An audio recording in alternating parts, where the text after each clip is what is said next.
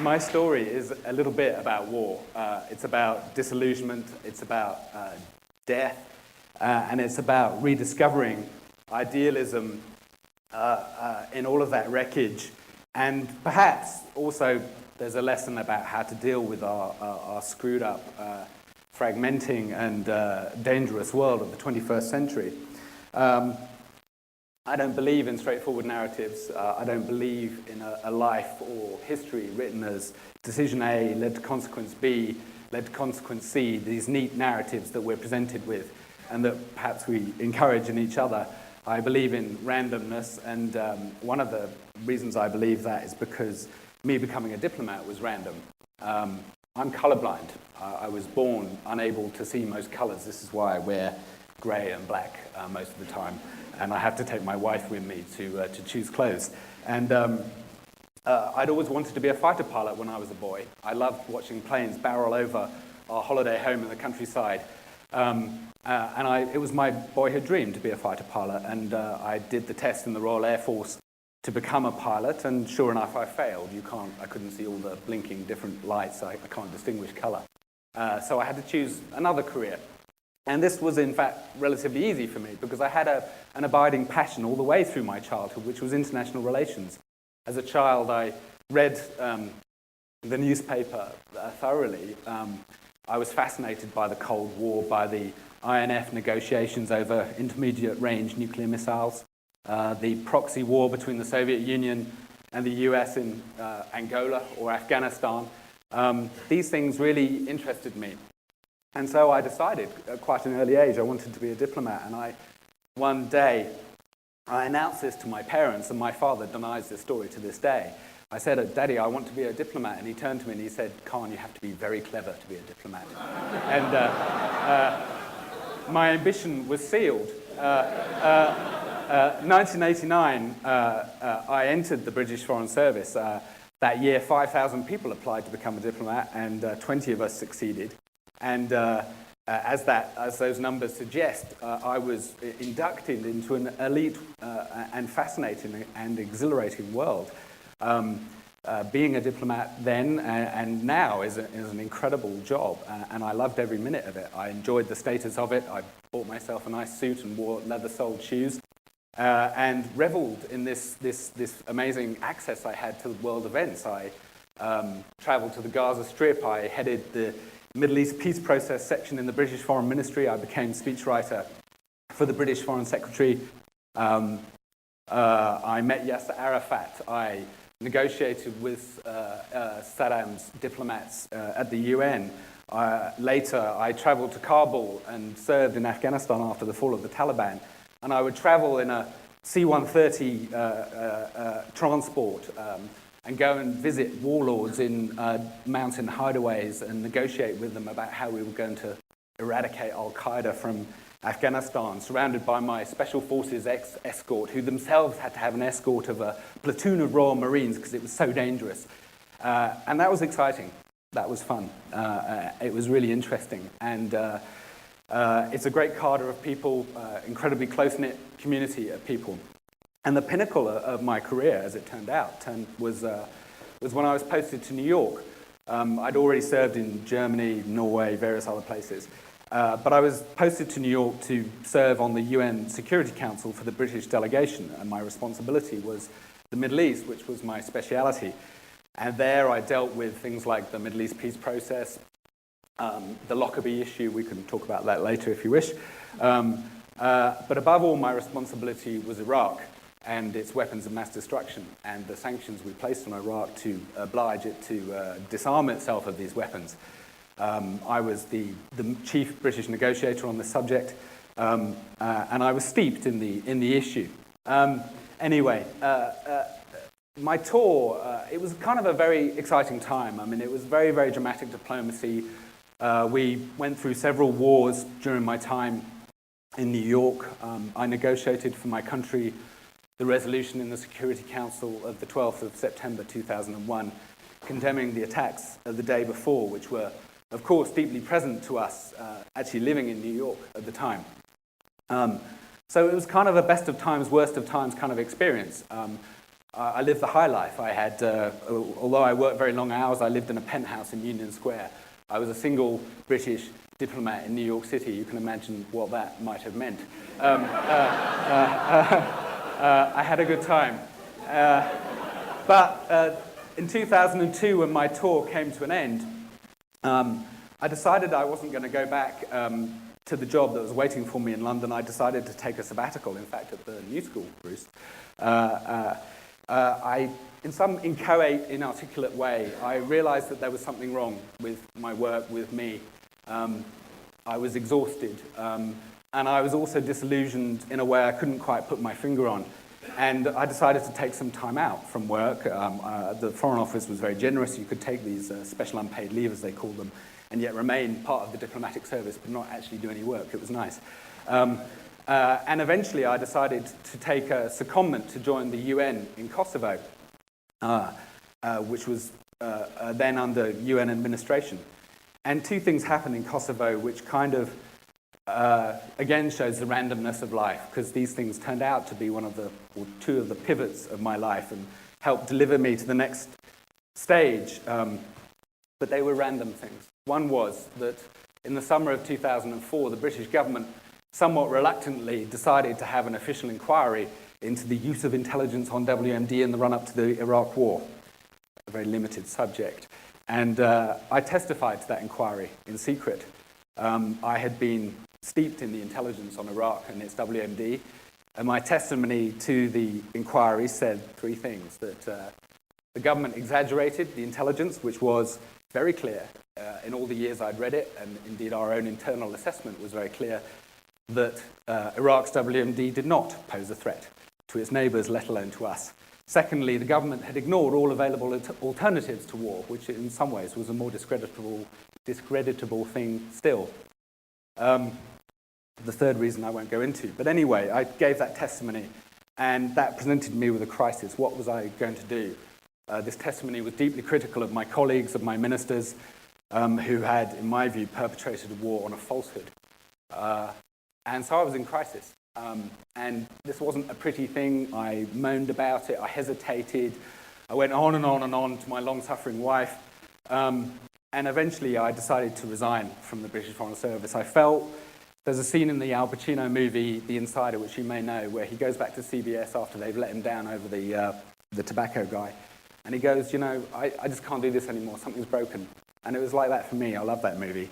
I felt just something's broken. I can't actually sit with my foreign minister or my prime minister again with a smile on my face and do what I used to do gladly for them. So I took a running leap and jumped over the edge of a cliff. And it was a very, very uncomfortable, unpleasant feeling. And I started to fall. And today, that fall hasn't stopped. I'm still falling. But in a way, I've got used to the sensation of it, and in a way, I kind of like the sensation of it a lot better than I liked actually standing on top of the cliff wondering what to do. A second thing happened in Kosovo, which kind of delivered the answer which I couldn't really answer, which is, what do I do with my life? I love diplomacy. I have no career. I expected my entire life to be a diplomat, to be serving my country. I wanted to be an ambassador. My mentors, my heroes, were people who got to the top of my profession, and here I was throwing it all away. A lot of my friends were still in it. My pension was in it, and I gave it up. And what was I going to do? And that year in Kosovo, this terrible, terrible thing happened, which I saw. In March 2004, there were terrible riots all over the province, as it then was, of Kosovo. 18 people were killed. It was anarchy. And it's a very horrible thing to see anarchy, to know that the police and the military, there were lots of NATO troops there, actually can't stop that rampaging mob who's coming down the street. And the only way that rampaging mob coming down the street will stop is when they decide to stop and when they've had enough burning and killing. And that is not a very nice feeling to see. And I saw it, and I went through it. I went through those mobs. And with my Albanian friends, we tried to stop it, but we failed. And that riot taught me something, which isn't immediately obvious, and it's kind of a complicated story, but one of the reasons that riot took place, those riots, which went on for several days, took place, was because the Kosovo people were disenfranchised from their own future. There were diplomatic negotiations about the future of Kosovo going on then, and the Kosovo government, let alone the Kosovo people, were not actually participating in those talks.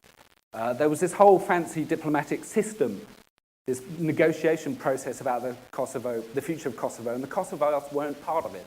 And funnily enough, they were frustrated about that. Those riots were part of the manifestation of that frustration. It wasn't the only reason, and life is not simple one-reason narratives. It was a complicated thing, and I'm not pretending it was more simple than it was. But that was one of the reasons.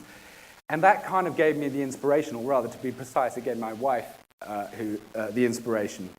She said, why don't you advise the Kosovars? Why don't you advise their government on their diplomacy? And the Kosovars were not allowed a diplomatic service. They were not allowed diplomats. They were not allowed a foreign office to help them deal with this immensely complicated process, which became known as the final status process of Kosovo. And so that was the idea. That was the origin of the thing that became Independent Diplomat, the world's first diplomatic advisory group and a non-profit to boot. And it began when I flew back from London after my time at the UN in Kosovo. I flew back and had dinner with the Kosovo Prime Minister and said to him, look, I'm proposing that I come and advise you on the diplomacy. I know this stuff, this is what I do. Why don't I come and help you? And he said, raised his glass of raki to me and said, yes, come. And I came to Kosovo and advised the Kosovo government. Independent Diplomat ended up advising 3 successive Kosovo Prime Ministers and the multi-party negotiation team of Kosovo, and Kosovo became independent. Independent Diplomat is now established in 5 diplomatic centres around the world, and we're advising 7 or 8 different countries or political groups, depending how you wish to define them, and I'm not big on definitions. We're advising the Northern Cypriots on how to reunify their island. We're advising the Burmese opposition, the government of Southern Sudan, which you heard it here first, is going to be a new country within the next few years. We're advising the Polisario Front of the Western Sahara, who are fighting to get their country back from Moroccan occupation after 34 years of dispossession. We're advising various island states in the climate change negotiations, which are supposed to culminate in Copenhagen. There's a bit of randomness here too, because when I was beginning Independent Diplomat, I went to a party in the House of Lords, which is a ridiculous place, but I was holding my drink like this, and I bumped into this guy who was standing behind me. We started talking, and he said, I told him what I was doing, and I told him rather grandly I was going to establish Independent Diplomat in New York. At that time, there was just me and my wife were moving back to New York. And he said, oh, why don't you see my colleagues in New York? And it turned out he worked for an innovation company called What If, which some of you have probably heard of. And one thing led to another. And I ended up having a desk in What If in New York when I started Independent Diplomat. And watching What If develop new flavors of chewing gum for Wrigley or new flavors for Coke actually helped me innovate new strategies for the Kosovars and for the Sahrawis of the Western Sahara. And I began to realize that there are different ways of doing diplomacy, that diplomacy, like business, is a business of solving problems, and yet the word innovation doesn't exist in diplomacy. It's all zero-sum games and realpolitik and ancient institutions that have been there for generations and do things the same way they've always done things. And Independent Diplomat today tries to incorporate some of the things I learned at What If. We all sit in one office and shout at each other across the office. We all work on little laptops and try to move desks to change the way we think. And we use naive experts who may know nothing about the countries we're dealing with, but may know something about something else, to try to inject new thinking into the problems that we try to address for our clients. It's not easy, because our clients, by definition, are having a difficult time diplomatically. There are, I don't know, some lessons from all of this, personal and political, and in a way they're the same thing. The personal one is falling off a cliff is actually a good thing, and I recommend it. And it's a good thing to do at least once in your life, just to tear everything up and jump. The second thing is a bigger lesson about the world today. Independent Diplomat is part of a trend which is emerging and evident across the world, which is that the world is fragmenting. States mean less than they used to. The power of the state is declining. That means the power of other things is rising. Those other things are called non-state actors. They may be corporations, they may be mafiosi, they may be nice NGOs, they may be anything, any number of things. We are living in a more complicated and fragmented world. If governments are less able to affect the problems that affect us in the world, then that means who is left to deal with them? Who has to take greater responsibility to deal with them? Us. If they can't do it, who's left to deal with it? We have no choice but to embrace that reality. What this means is it's no longer good enough to say that international relations or global affairs or chaos in Somalia or what's going on in Burma is none of your business and that you can leave it to governments to get on with. I can connect any one of you by 6 degrees of separation to the Al-Shabaab militia in Somalia. Ask me how later, particularly if you eat fish, interestingly enough. But that connection is there. We are all intimately connected. And this isn't just Tom Friedman. It's actually provable in case after case after case. What that means is instead of asking your politicians to do things, you have to look to yourself to do things. An independent diplomat is a kind of example of this in a sort of loose way, and there aren't neat examples, but one example is this. The way the world is changing is embodied in what's going on at the place I used to work, the UN Security Council. The UN was established in 1945. Its charter is basically designed to stop conflicts between states, interstate conflict. Today, 80% of the agenda of the UN Security Council is about conflicts within states, involving non-state parties, guerrillas, separatists, terrorists, if you want to call them that, people who are not normal governments, who are not normal states. That is the state of the world today. When I realized this, and when I look back on my time at the Security Council and what happened with the Kosovars, and I realized that often the people who were most directly affected by what we were doing in the Security Council weren't actually there, weren't actually invited to give their views to the Security Council, I thought, this is wrong. Something's got to be done about this. So I started off in a traditional mode. Me and my colleagues in Independent Diplomat went round the UN Security Council. We went round 70 UN member states, the Kazakhs, the Ethiopians, the Israelis, you name them. We went to see them. The Secretary General, all of them, and said, this is all wrong. This is terrible that you don't consult these people who are actually affected. You've got to institutionalize a system where you actually invite the Kosovars to come and tell you what they think. This would allow you to you can tell them what you think. It would be great. You can have an exchange. You can actually incorporate these people's views into your decisions, which means your decisions will be more effective and durable. Super logical, you would think. I mean, incredibly logical, so obvious anybody could get it. And of course, everybody got it. Everybody went, yes, of course, you're absolutely right. Come back to us in, maybe 6 months. And of course, nothing happened. Nobody did anything. The Security Council does its business in exactly the same way today that it did, X number of years ago when I was there, 10 years ago.